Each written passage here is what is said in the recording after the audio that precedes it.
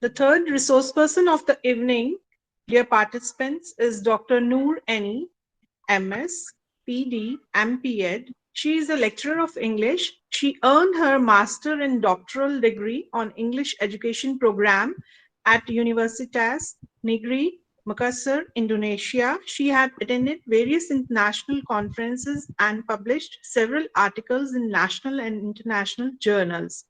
Her research interests are teaching English as foreign language, teaching English oral communication apprehension, and ELT material development and evaluation. I welcome Dr. Noorani. Please. Okay, thank you, ma'am. Am I audible? Yes, ma'am, you are audible. Okay, thank you. Thank you very much. And my slide, is it visible?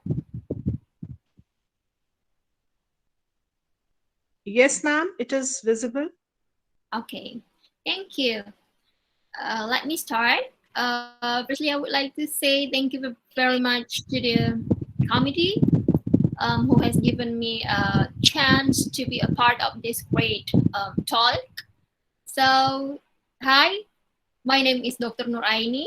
I'm from Indonesia, and I'm a lecturer of English education in Universitas Negeri Makassar, one of the state university in Makassar, Indonesia.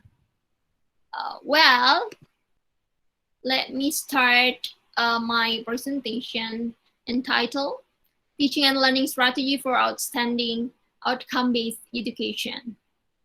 So, all right. When the two previous talk is all about the plagiarism and the academic writing. So for now, it's really different because I'm totally talking about outcome-based education.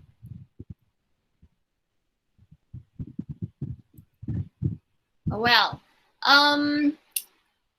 as the background and the reason that something that really become a trendsetter in Indonesia right now, that the Ministry of Education and Culture, he demanded for the lecturer and all the teachers in a high school or a university that the lecturers need to insert or integrate the educational the outcome-based education. So it is a big challenge for us, particular in Indonesia, to be more creative in order to make the students to be more comfortable in learning, especially in this online learning. And another reason is in the traditional approach, the professor, the lecturers, and the students listen, take notes, and solve problems individually.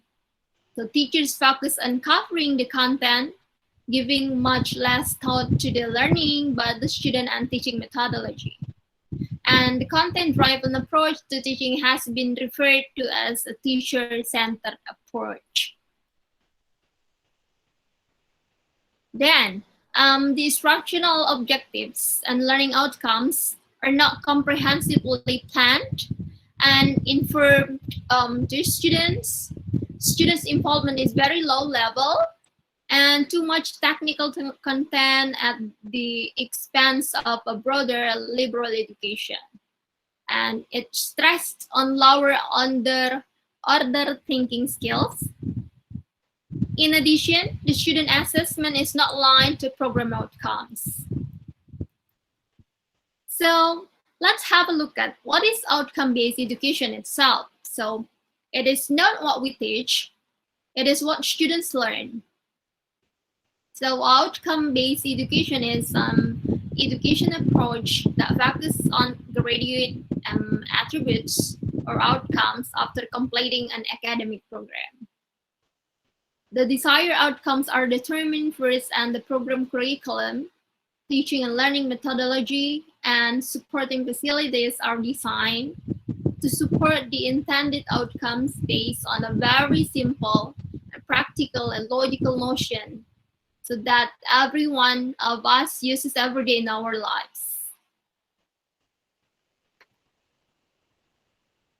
All right, so what is outcome-based education? So it consists of 5 categories: the standard of education, and it has relationship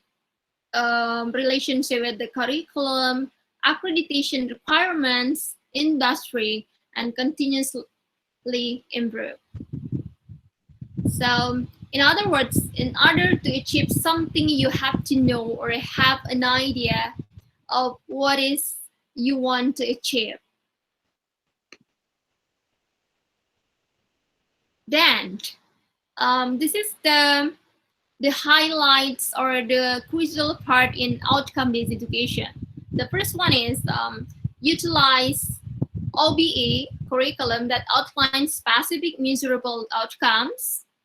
And the second one is method of curriculum design and teaching that focus on what students can actually do after they are taught. And the third one is it is stated clearly not what the lecturer is going to teach, but what the outcome of that teaching is intended to be and at what standard. And why OBE Indian education system has already headed towards outcome-based approach. So it is related the program in India, and I have some college also over here. Thank you for having me in this conference. That they talk about under the present system, most graduates are not employable. OBE is more performance-oriented. Graduates can easily adapt to the industrial environment and means better job opportunities. And it happens in Indonesia as well. Okay, and there is a changing needs of education.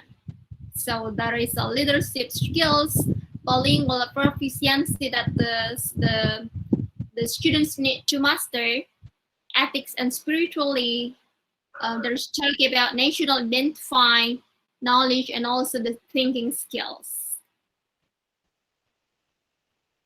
There are some questions that are really important in the OBE. The first one is, what do you want the students to learn? So that is the first thing. And the second, why do you want them to learn it? The third one, how can you best help students learn it? And how will you know what they have learned? So these points are really become the crucial part in outcome-based education that the teacher need to take into account when they are preparing the class.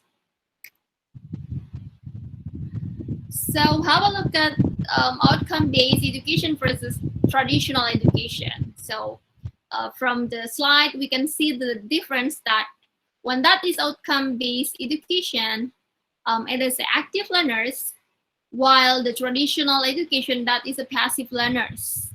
Assessment on ongoing basis, and the traditional education is examination driven.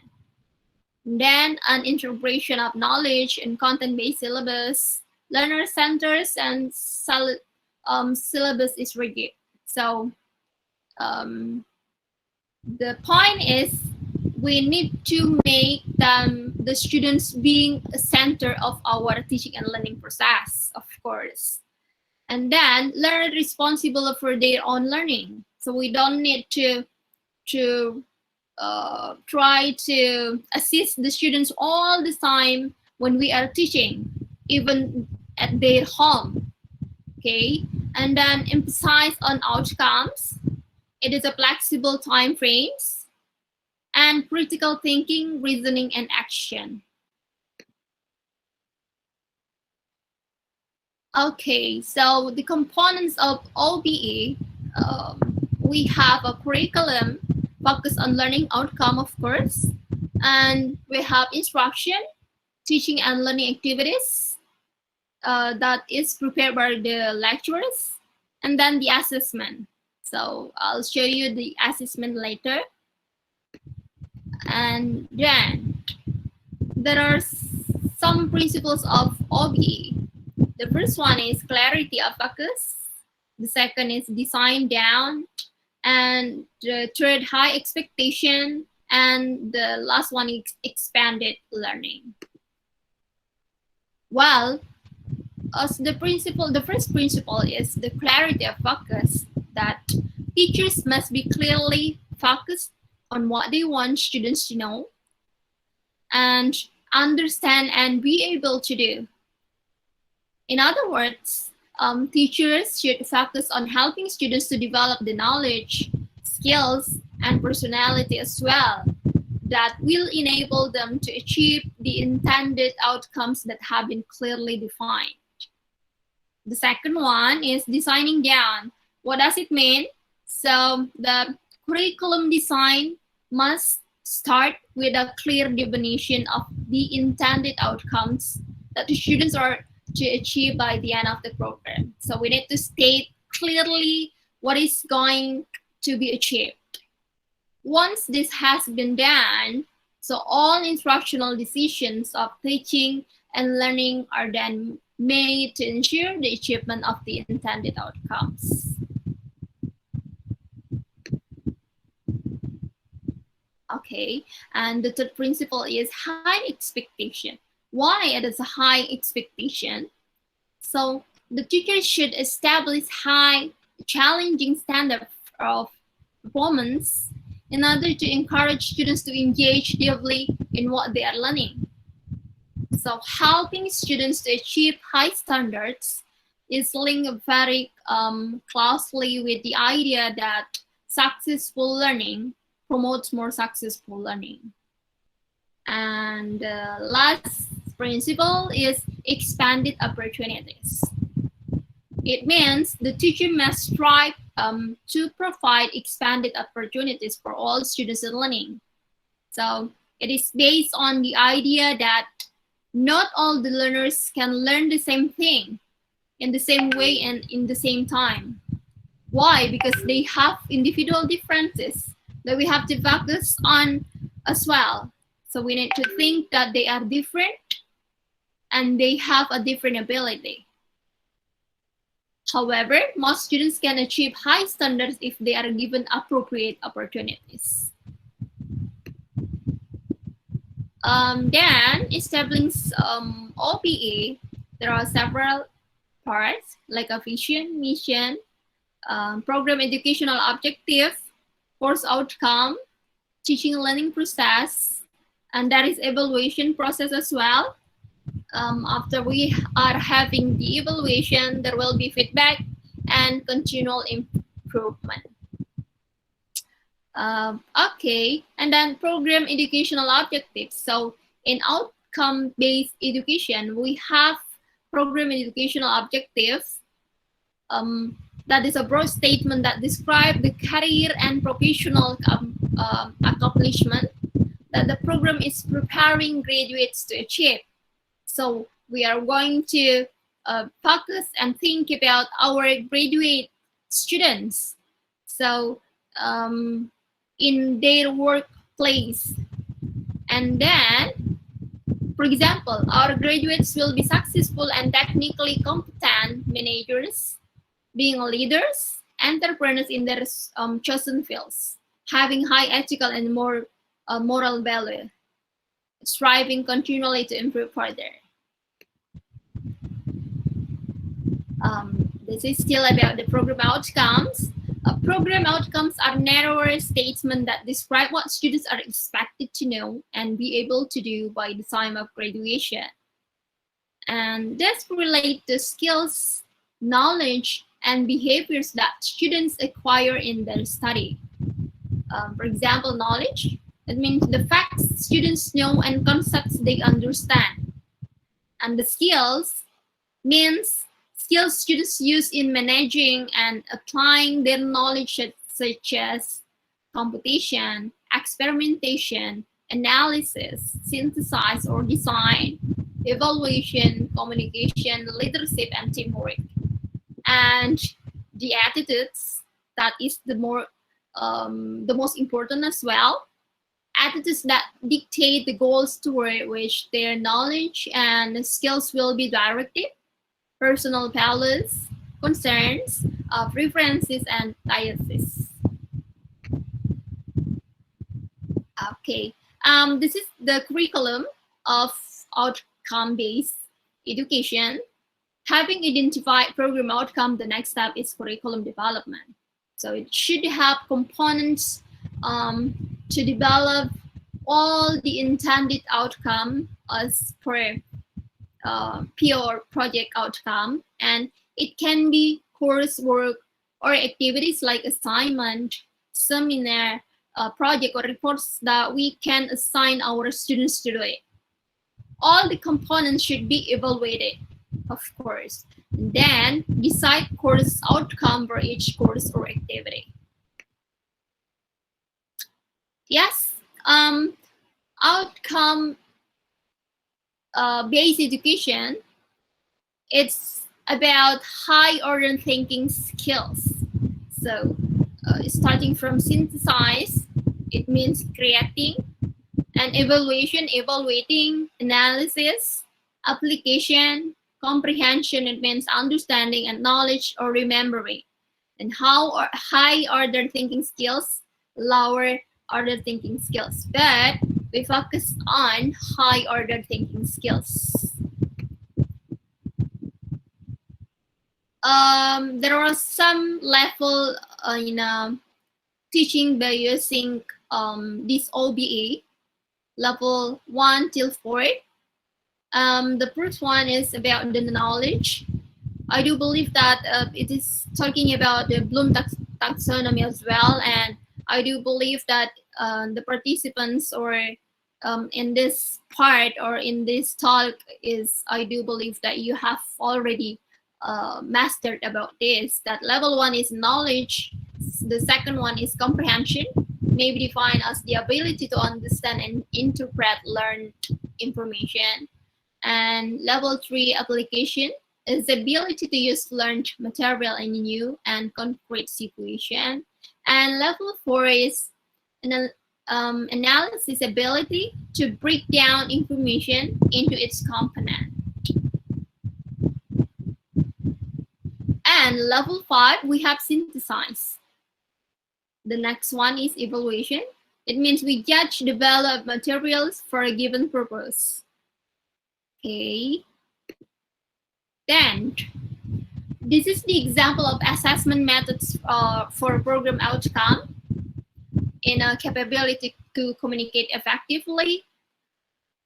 We can see here that the performance category, present and document ideas and experimental results properly documented in a specific format and supported with evidence. The document must contain explanation with sufficient detail with minimum grammatical and spelling error, of course.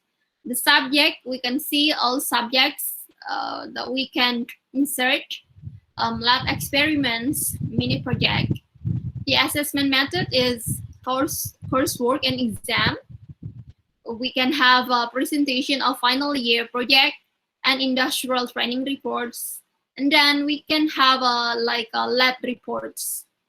Document to be kept is exam scripts, of course, and assignment. And then the final year project and industrial training reports and mark sheets, lab reports. And another one is use multimedia content in oral and visual communication. We can see here. And the assessment is presentation, of course. The project, industrial training, mini project, and other seminars. Okay, I move forward. Yes, teaching and learning. So we decide teaching and learning, teaching or training components for each course outcome. There will be about theory for understanding, of course, practical to develop skills, and the seminar for communication skills, the the assignments and the project, or a small or a big group can be. And that is evaluation.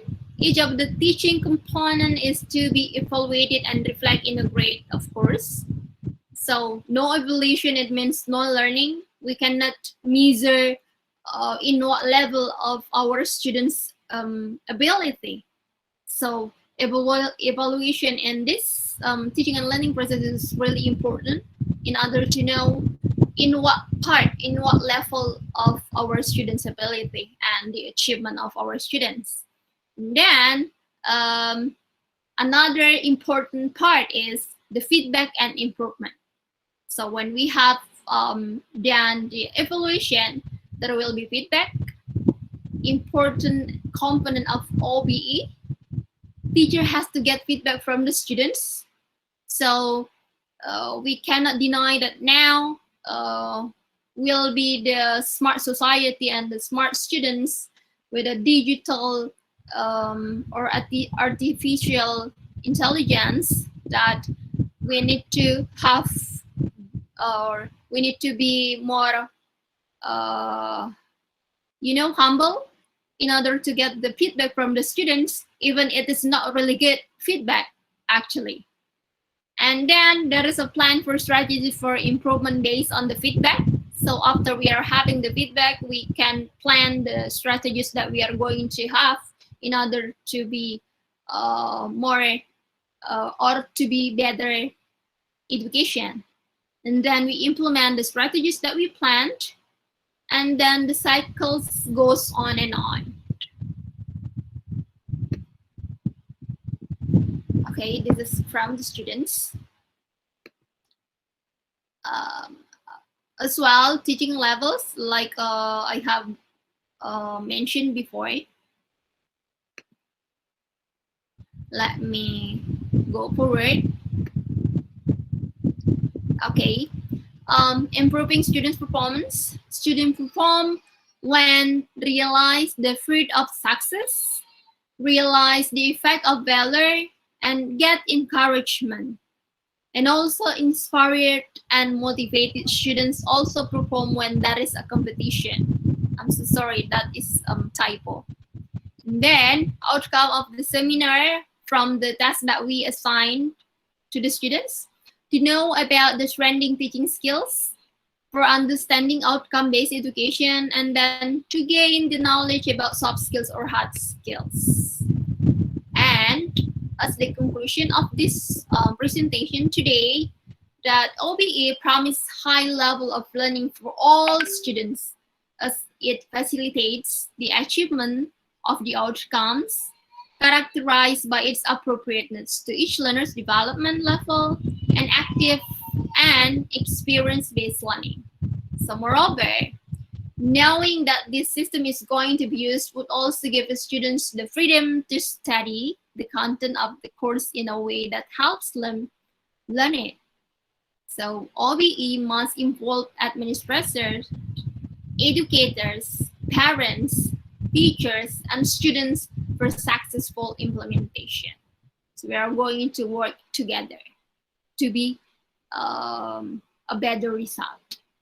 Okay, so that's the end of my presentation for today. Thank you very much for this great opportunities, and really happy to have this time. And I'm waiting for your comment or question or any other comment, please. Thank you. I give it back to the MC. Thank you.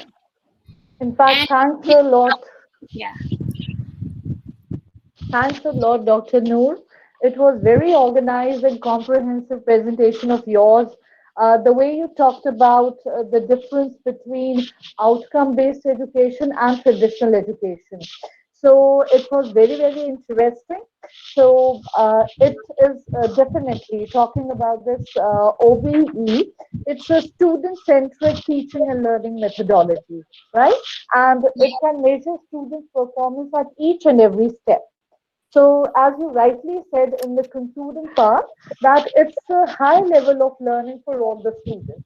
So definitely we have to shift our focus from the traditional method towards this outcome-based education. Thank you, ma'am. Thanks a lot.